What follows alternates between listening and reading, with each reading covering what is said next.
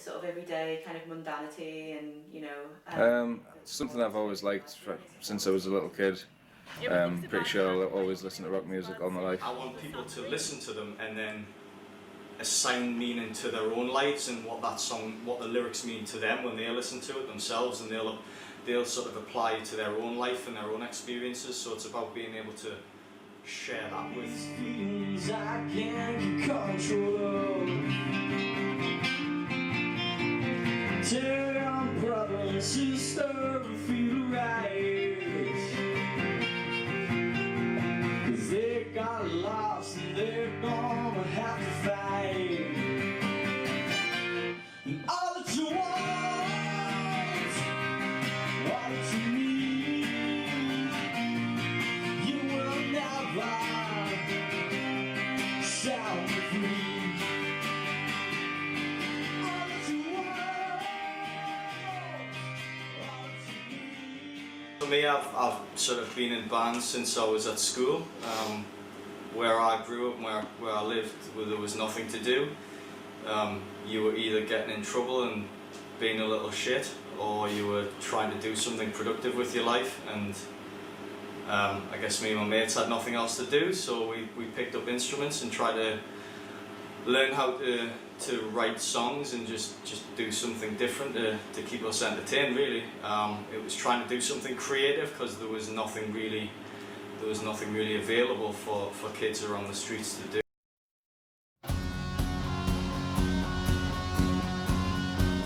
Rock music is nothing sacred, and rockers are no longer a new species. As described by most people, they smoke, drink and take weed. They dress in boots, torn jeans, and have tattoos in certain parts of their body. The whole house is filled with vinyls, tapes and posters. Every summer they will carry tents to different music festivals for carnival. Maybe what can really cheer them up is not to take photos before meals, to take thousands of likes for the selfie posted on Facebook, nor receive awards or certificates of honor. The thing that can cheer them up is to meet with someone who has the same crush on Placebo, or who is waiting for a gig of Radiohead. The last one I went to was Download back in, it was about 5 years ago. Got a free pass for that one. One of my mates was he was doing reviews down there, and he asked if I wanted to go, so it was a bit of a freebie. It was probably the 3 hottest days of the year. But again, it was a good laugh. It was a good time, and seeing some of the bands that you've always wanted to see as well was just a bonus. Yeah, it's just nothing like a festival. Me personally, I just wear like shirts, band shirts, things like that. But I don't go for the whole appearance really. It was about '98 when I first really started getting into rock music. So I was about 13, 15. What's 82? 98, 16. I was really into You're rock music. 45 now. I know.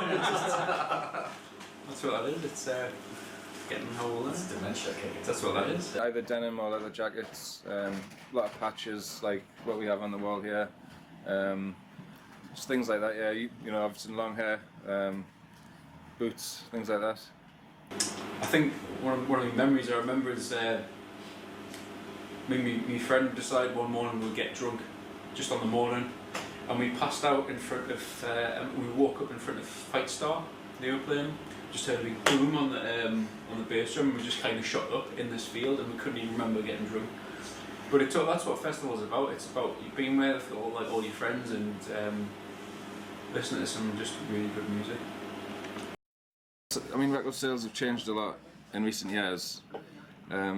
Sales of CDs have been probably declining since early 2000s, and now I think it's been steady. The sales sort of stayed the same for a few years now. I think Spotify and things like that can help a little, because people know what they want to buy now.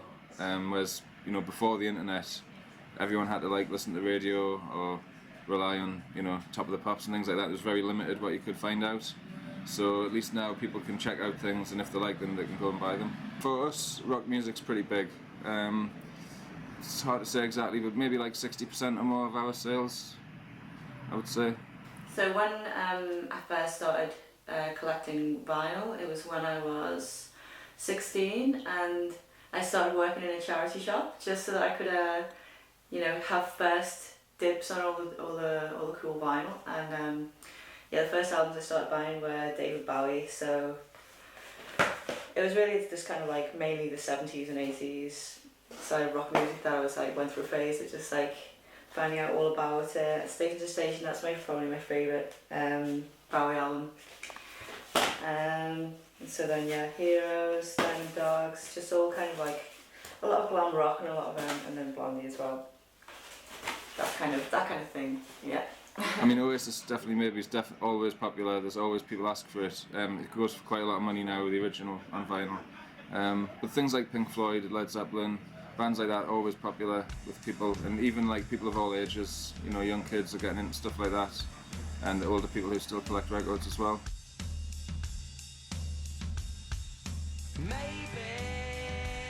I don't really wanna know how you got and grows, 'cause I just wanna fly.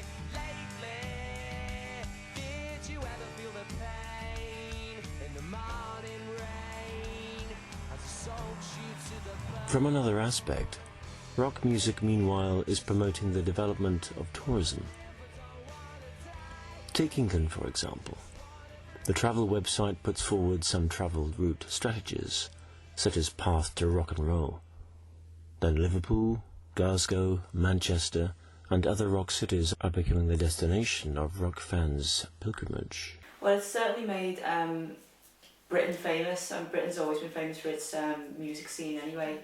But I think it's certainly put, especially Liverpool, on the map really in terms of its musical heritage and the tourism that it brings to the city. Like, I just always like baffled at how many people still travel to Liverpool for, you know, because of the famous fall, basically.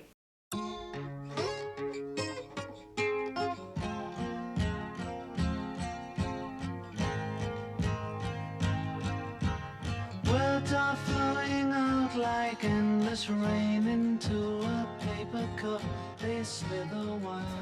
Shipping going, and there actually were not fields of strawberries, but certainly they grew in there, and the gates were always red, the colour of strawberries.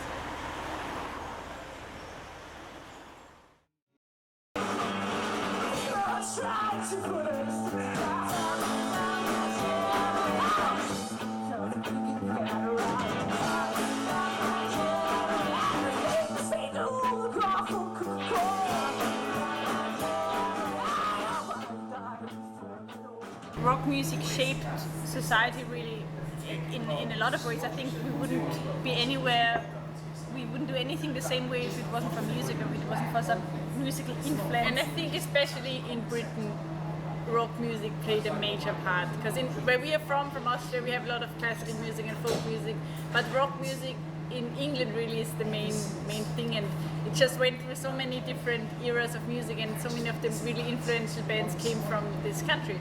I think it shaped the way people think and the way people perceive music and just appreciate it. I think it's a very appreciative country of music. And I think it's not just music, but with the whole music comes also, you know, the fashion, the way people dress, the way people act, and the whole kind of subcultures. I think it's all in one way connected to music. Why don't you just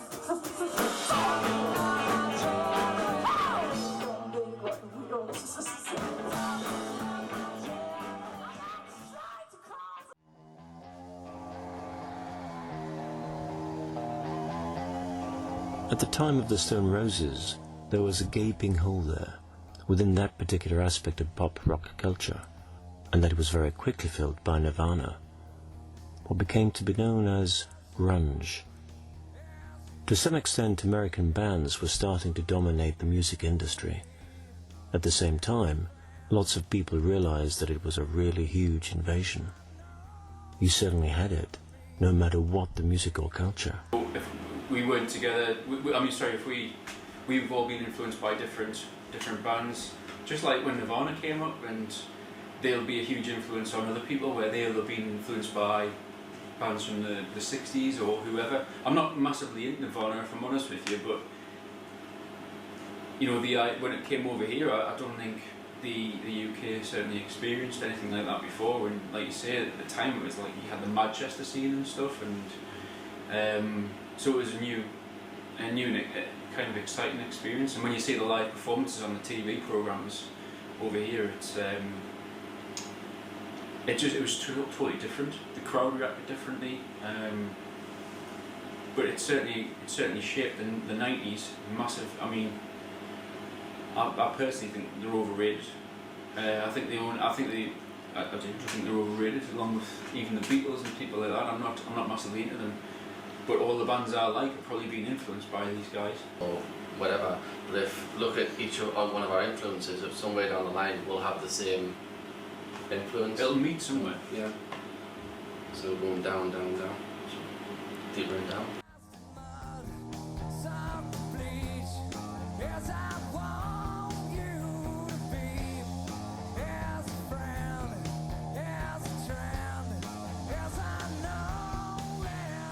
Just want to get on stage with my broken guitar and just hit the hell out of it. And I think that appealed to lots of other, all the youth that were sort of had the same kind of outlook, that they weren't satisfied with the music that was out in the industry, and it didn't have a lot of it didn't mean anything to them because of this, you know, that very glamorized sort of rock thing wasn't what they wanted. So I think, and for me, there's been very few musical shifts like that since grunge. I don't really believe it. It was the same across the pond, though, wasn't it? Because as Martin pointed out, you had the Manchester scene over here, so we had the Stone Roses, you had Happy Mondays. So Blur were really pissed off about Nirvana and all these bands coming over when the grunge scene was going, and they wrote Song 2 as a bit of a piss take to the sort of grunge sound, yet it became Blur's biggest hit. Then after like you had all that, and then Britpop came along for us over here, and Oasis, bands like Oasis and Blur, and that kind of spawned that generation thing. There's loads of bands like probably that. a mixture of the two of them, wasn't it? Really, Oasis, like loud guitar, a little bit melodic.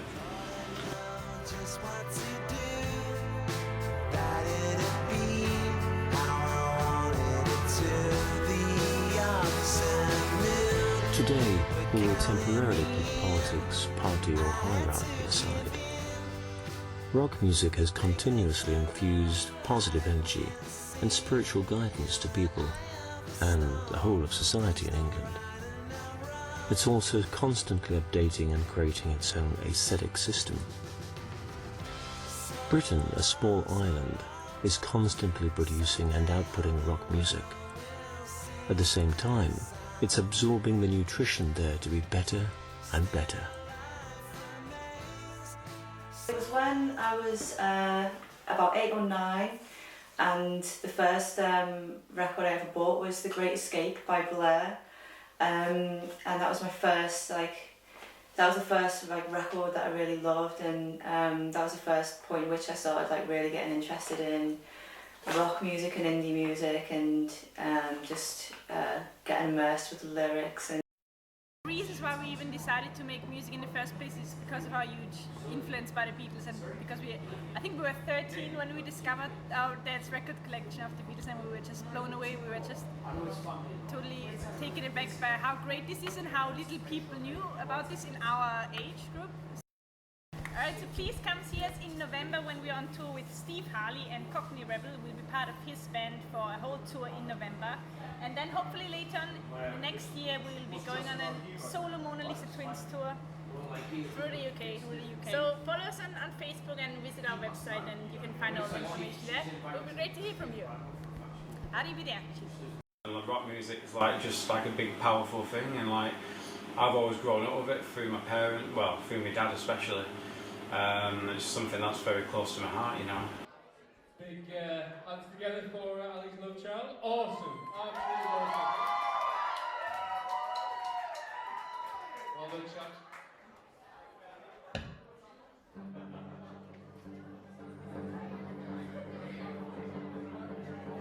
Where is it coming? Where is it coming from? these feelings I can't get control of. Tell your brother and sister be right, 'cause they got lost and they're gone.